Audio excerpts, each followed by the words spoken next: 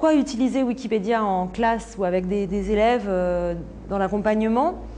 Je pense qu'on peut le faire dans toute la démarche d'éducation aux médias et d'éducation à l'information, à la recherche d'informations. On a vu qu'il y avait à peu près 90% des élèves qui utilisaient Wikipédia, que ce soit au CDI ou chez eux. Donc ça semble important de l'intégrer dans la démarche d'éducation aux médias, d'éducation aux nouvelles technologies et d'éducation à l'information. Wikipédia, c'est le premier site culturel au monde, le premier site de consultation. C'est le cinquième plus gros site au monde et le premier site d'information culturelle, scientifique, etc. C'est juste derrière Facebook, YouTube, et c'est le premier site qui ne soit pas un site commercial, qui ne soit pas un site de consommation X ou Y, mais qui soit un site culturel. Donc, de toute façon, ils vont dessus. Donc après, il faut les éduquer, ou les aider à s'éduquer. Donc dans les approches qui sont utilisées en général, c'est toute l'approche exploitation de l'information sur Internet, nature des sources, croisement de l'information, etc. Avec notamment un petit jeu qui peut être intéressant, qu'on appelle la course wikipédienne, qui peut être assez drôle à faire en classe et qui montre bien aux élèves comment fonctionner.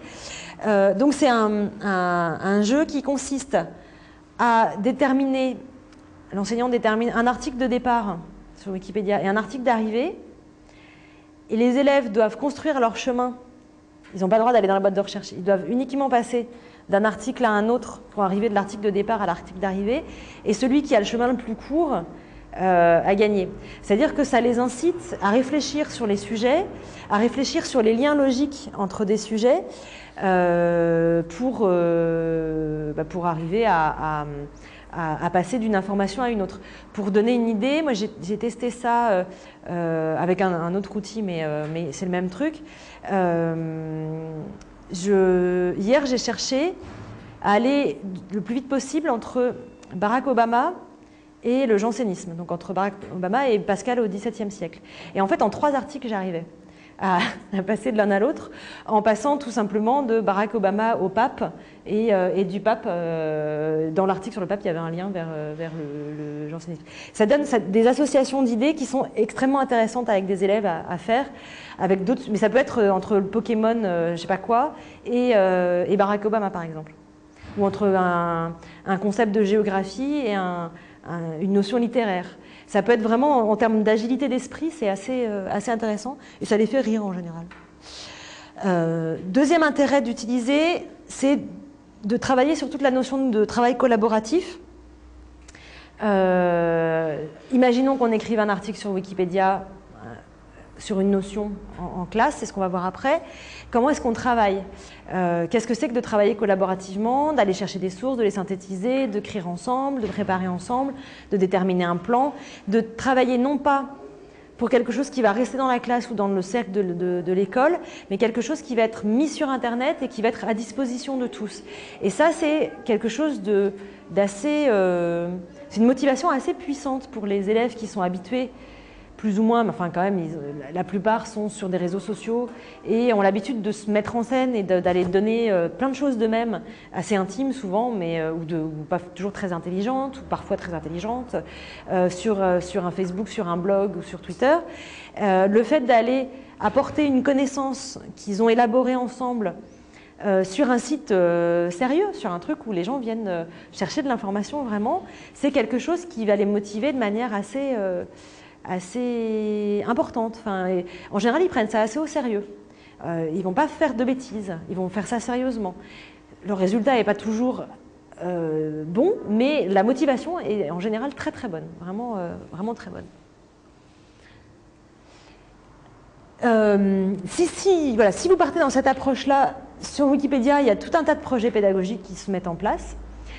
Au départ, c'est des enseignants tout seuls qui se sont mis à lancer des projets, parce qu'il y a beaucoup d'enseignants qui contribuent sur Wikipédia, beaucoup d'enseignants qui tapent sur Wikipédia et beaucoup d'enseignants qui contribuent sur Wikipédia, donc c'est assez drôle, mais le profil des contributeurs est quand même beaucoup d'enseignants.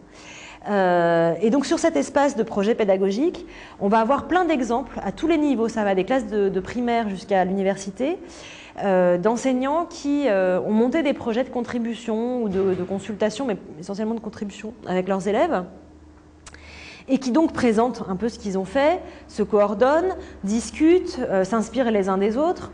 On va avoir des choses qui se font au Québec, par exemple, et qui ont été reproduites en France, qui ensuite vont être reproduites au Mali, qui vont se mélanger avec un retour d'expérience en Russie ou en Ukraine. Enfin, on est beaucoup dans la francophonie, mais parfois on traduit aussi des retours qui sont faits d'autres langues. Donc, de manière totalement informelle, on a un espace de coordination où il y a pas mal de profs qui se rejoignent et qui travaillent ensemble. Pour donner quelques exemples, on a monté un concours, un wiki concours, donc un concours de contribution en 2012 au départ en Midi-Pyrénées. Là en 2013, on travaille sur 5 académies. On a monté ça avec le Clémy, donc, que vous connaissez probablement pour tout ce qui est éducation aux médias. Au départ, on l'avait monté tout seul et puis après, le Clémy était intéressé, donc maintenant on le fait avec le Clémy. Ce wiki concours, ça consiste à avoir des classes en général de seconde première qui s'engagent dans l'année sur un concours de contribution, donc sur une thématique, qui s'engagent, ils disent voilà, nous on va contribuer sur tel truc. Et ils contribuent entre octobre et mars à peu près. Et ensuite, le concours se fait entre classes de lycée d'une même académie ou au niveau national. Et chaque enseignant qui s'est porté volontaire pour ce type de concours-là est formé par le Clémy à la contribution sur Wikipédia et fait travailler ses élèves. Donc on a des classes qui travaillent soit sur des sujets très locaux, de patrimoine local ou d'intérêt local, soit qui ont choisi une thématique, un écrivain, une notion, un truc comme ça, et qui vont travailler en classe pendant plusieurs mois sur la contribution directement sur Wikipédia. Donc ça leur apprend à la fois à écrire, rédiger, argumenter, sourcer, être en interaction avec des gens qui ne connaissent pas, qui sont d'autres contributeurs, donc c'est vraiment intéressant. Donc voilà un peu ce qui se fait. Autre exemple un peu plus particulier et peut-être plus difficilement reproductible, et qui a été assez difficile, enfin c'est pas un projet simple, c'est une classe de CM2 qui, donc en Normandie, l'instituteur et ses élèves avaient très envie de travailler sur l'article sur leur village. Et donc ils ont travaillé pendant 1 an sur l'article de leur village. Alors avec des petits, c'est compliqué parce que le niveau d'entrée sur Wikipédia est quand même un peu plus haut que le CM2 en général, donc c'était pas facile. Mais la démarche en tout cas a été extrêmement utile pour les enfants. Et ils ont été assez satisfaits. Ils sont allés prendre des photos des monuments du village pour les mettre sur Wikipédia, améliorer les articles, etc. Et puis toujours en primaire, on a un autre projet qui est assez proche, que vous connaissez peut-être, Wikidia, qui ne fait pas partie des projets Wikimedia, mais qui a été monté par des Wikipédiens. Donc où on sentait... moi, je ne fais pas partie des gens qui l'ont monté, mais j'ai contribué dessus très très rapidement après le démarrage. On l'a monté en se disant qu'il manquait quelque chose, que Wikipédia commençait à être trop compliqué à comprendre pour des plus petits. Et en fait, là, c'est le Wikipédia version plus jeune, 8-13 ans, on dit à peu près ça, écrit par des enfants et par des adultes. Il y a vraiment les deux. C'est tout aussi ouvert que Wikipédia, ça fonctionne exactement pareil. Et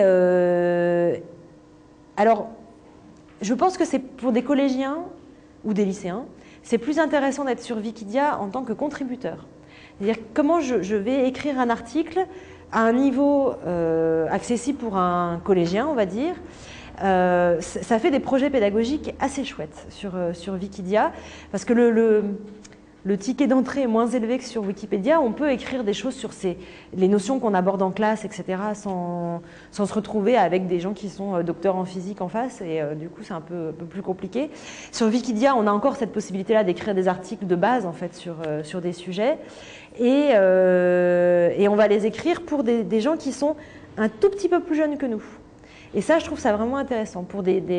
En général, les collégiens, alors c'est beaucoup des collégiens qui font des projets pédagogiques dessus.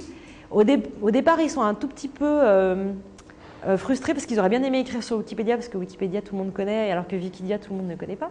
Mais ça reste un site qui est quand même très, très fréquenté par les jeunes et par les profs. Et du coup, très vite, ils oublient qu'ils ne sont pas sur Wikipédia et ils y vont vraiment, vraiment bien, quoi.